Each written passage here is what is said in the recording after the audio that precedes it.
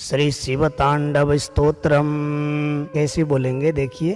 जटाटवी गलज्जल प्रवाह पावितस्थले गलेव लंब्य लंबितां भुजंगतुंगमालिकाम्। डमड डमड डमड डमन, 3 बार डमड है फिर डमन है।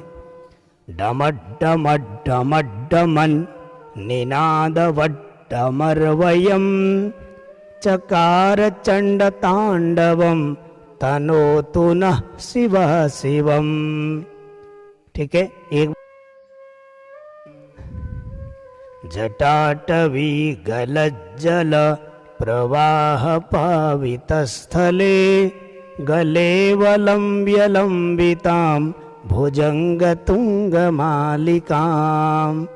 डमड डमड डमड डमन निनादवड्डमर्वयं चकार चंड तांडवम तनोतु नः शिवः शिवम्। जटाटवी गलज्जल प्रवाह पावितस्थले गलेव लंब्य लंबितां भुजंगतुंगमालिकाम्। डमड डमड डमड डमन निनादवड्डमर्वयं चकार चंड तांडवम तनोतु नः शिवः शिवम्।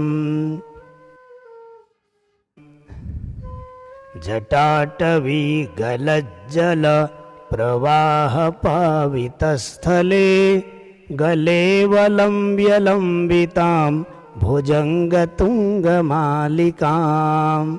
डमड डमड डमड डमन निनादवड्डमर्वयं चकार चंड तांडवम तनोतु नः शिवः शिवम्।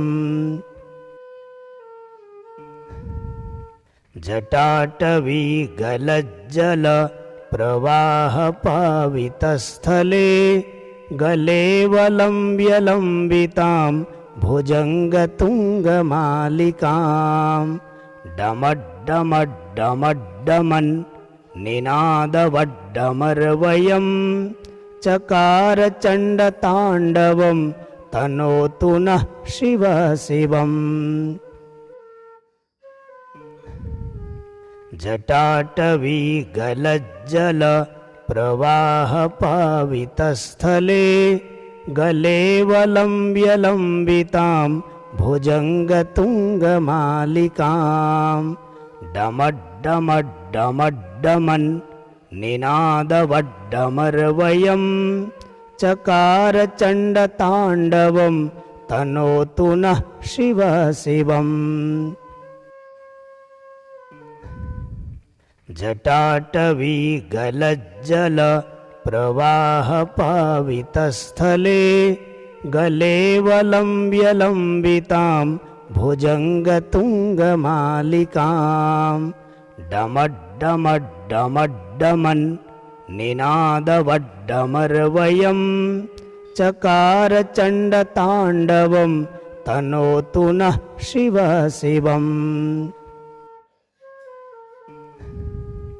जटाटवी गलज्जल प्रवाह पावितस्थले गलेव लंब्य लंबितां भुजंगतुंगमालिकाम्। डमड डमड डमड डमन निनादवड्डमर्वयं चकार चंड तांडवम तनोतु नः शिवः शिवम्। जटाटवी गलज्जल प्रवाह पावितस्थले गलेव लंब्य लंबितां भुजंगतुंगमालिकाम्। जटाटवी गलज्जल प्रवाह पावितस्थले गलेव लंब्य लंबितां भुजंगतुंगमालिकाम्। डमड डमड डमड डमन निनादवड्डमर्वयं चकार चंड तांडवम तनोतु नः शिवः शिवम्।